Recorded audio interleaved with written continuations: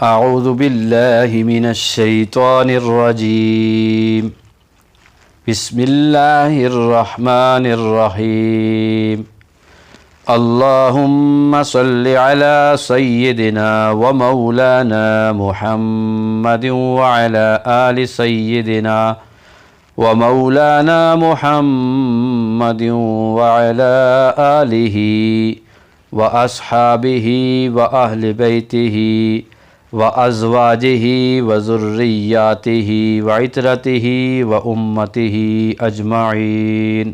عزیز طلباء و طالبات اور عظیم مدرسین و مدرسات، السلام علیکم ورحمۃ اللہ وبرکاتہ۔ آن لائن درس نظامی میں آپ سب کو خوش آمدید کہتے ہیں۔ اللہ تعالیٰ علم کی ان خوبصورت راہوں پر مجھے اور آپ سب کو استقامت اور اخلاص کی دولت عطا فرمائے۔ قافیہ ابن حاجب کی کلاسز چل رہی ہیں۔ ہم مرفوعات کے سلسلے میں جو فاعل کی تقدیم کے قاعدے ہیں وہ پڑھ رہے تھے۔ آج سے پہلے 2 کلاسز میں ہم نے فاعل کے مفعول پر تقدیم کے 2 قاعدے پڑھے تھے۔ آئیے انہیں دہرا لیتے ہیں۔ سب سے پہلا قاعدہ ہم نے یہ پڑھا تھا کہ فاعل اور مفعول جب جمع ہوں اور لفظاً اعراب بھی موجود نہ ہو اور ان کی پہچان کے لیے کوئی قرینہ بھی نہ پایا جائے تو وہاں فاعل مقدم ہوگا وجوبی طور پر۔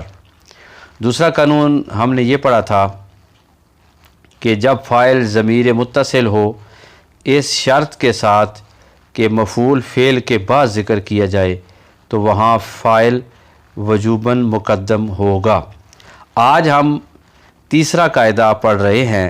آئیے عبارت کی طرف غور کریں۔ علامہ ابن حاجب رحمۃ اللہ تعالیٰ علیہ فرماتے ہیں او وقع مفعولہ بعد الا، یا پھر واقع ہو اس کا مفعول، کس کا مفعول؟ فاعل کا مفعول، بعد الا کے بعد۔ اگر ایسا ہو تو کیا ہوگا جی؟ وجب تقدیمہ، یعنی کہ اس کی تقدیم واجب ہوگی۔ کس کی تقدیم؟ یعنی فاعل کی تقدیم واجب ہوگی مفعول پر۔ قانون یاد رکھیں، قانون یہ ہے کہ جب فاعل کا مفعول الا کے بعد واقع ہو اس شرط کے ساتھ کہ الا فاعل اور مفعول کے درمیان واقع ہو تو اس صورت میں فاعل مقدم ہوگا وجوبی طور پر۔ یہ تیسرا قانون ہے۔ اس کی مثال ما ضرب زید الا عمرا، نہیں مارا زید نے مگر عمر کو۔ یہ مثال ہے۔ اس مثال میں زید بھی ہے عمر بھی ہے، تو آپ نے زید کو فاعل جاننا ہے۔ اس کی پہچان فاعل کے ساتھ ہوگی، اس کے اوپر فاعل والے اعراب ہوں گے، اور الا کے بعد عمر جو ہے وہ مفعول سمجھا جائے گا۔ اور یہاں پر ایک اعتراض بھی ہوتا ہے۔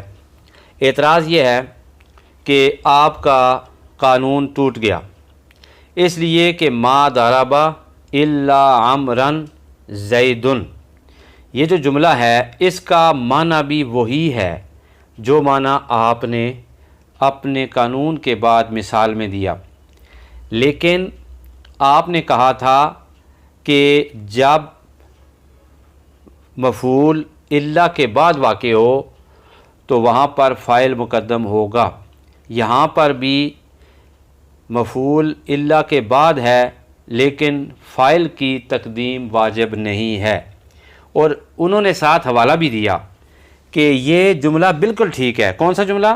ما ضرب الا عمرا زید، یہ والا، کیونکہ جو بہت بڑے ناوی ہیں اخفش اور عبد القاہر جرجانی، ان دونوں کے نزدیک یہ جملہ بالکل ٹھیک ہے، تو آپ کا قانون یہاں پہ ٹوٹ گیا۔ آپ تو اس کا جواب بابا جی لاہور رحمۃ اللہ تعالیٰ علیہ دیتے ہیں۔ آپ فرماتے ہیں کہ ہم نے شرط بھی ساتھ لگائی تھی۔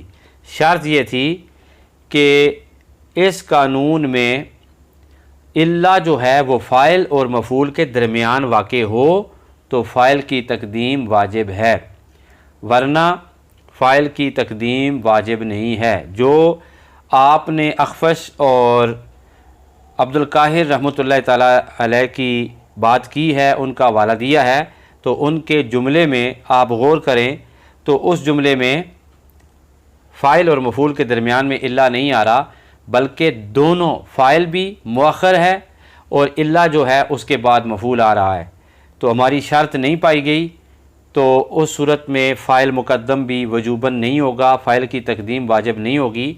تو ہمارا قانون اپنی جگہ پر قائم بھی ہے، ہمارے قانون میں کسی قسم کی تبدیلی بھی واقع نہیں ہوئی اور ہمارا قانون ٹوٹا بھی نہیں ہے، آپ کا اعتراض وارد ہی نہیں ہوتا۔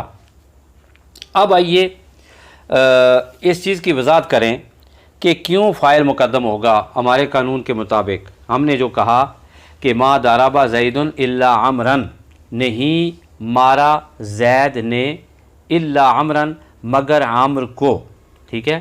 اس کا مطلب یہ ہے کہ زید نے عامر ہی کو مارا، یعنی زید کی ضاربیت بند ہے عامر کی مضروبیت میں۔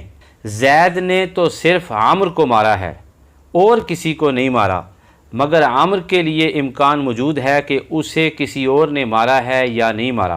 کلام اس پر دلالت نہیں کرتا، کلام کا زور اور کلام کی دلالت اس بات پر ہے کہ زید نے صرف عامر کو مارا ہے، ٹھیک ہے۔ یعنی کلام کا مطلوب و مقصود زید کی ضاربیت میں بند ہے، زید کی پٹائی میں بند ہے، زید نے پٹائی کی، زید نے مارا، ٹھیک ہے، اور یہ حصر ہے، مگر عامر کی مضروبیت عام ہے، اسے کوئی اور مارے یا نہ مارے اس پہ کلام کی دلالت نہیں ہے۔ تو فاعل مقدم ہوگا تو کلام کا مطلوب و مقصود درست ہوگا اور حصر کرنا بھی درست ہوگا۔ اگر ہم یہاں پر مفعول کو مقدم کر دیتے ہیں، مثال کے طور پر ہم یوں کر دیتے ہیں کہ ما ضرب عمرا الا زید، تو یہ جو جملہ ہوگا اس میں حصر الٹ جائے گا۔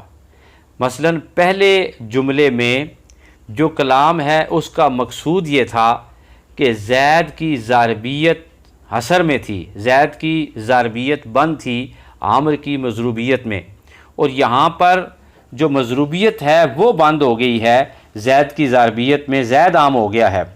تو اب جملہ دیکھیں، ما ضرب عمرا الا زید، نہیں مارا عامر کو مگر زید نے، یعنی عامر کی مضروبیت بند ہو گئی ہے زید کی ضاربیت میں، مطلب عامر کو صرف زید نے مارا اور کسی نے نہیں مارا، اس امکان کے ساتھ کہ زید کسی اور کو بھی مار سکتا ہے۔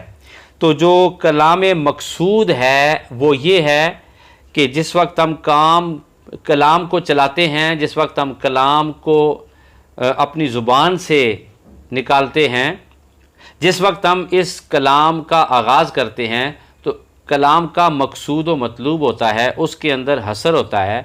تو اس کلام کے اندر مقصود، مطلوب اور کلام کی دلالت یہ ہے کہ زید کی ضاربیت بند ہو، تو اگر حصر الٹ جائے گا تو معنی الٹ جائے گا، معنی الٹ جائے گا تو مقصودی کلام جو ہے وہ فوت ہو جائے گا، کلام کا مقصود فوت ہو جائے گا تو کلام لغو چلے جائے گا۔ یہ جملہ بالکل درست نہیں ہے۔ امید ہے آج کا سبق بھی آپ کو ضرور سمجھ آیا ہوگا۔ آئیے سوالات لکھ لیجئے۔ سوال نمبر 1 ہے آج کا، فاعل کی مفعول پر تقدیم کا تیسرا وجوبی قاعدہ شرط اور مثال کے ساتھ بیان کریں۔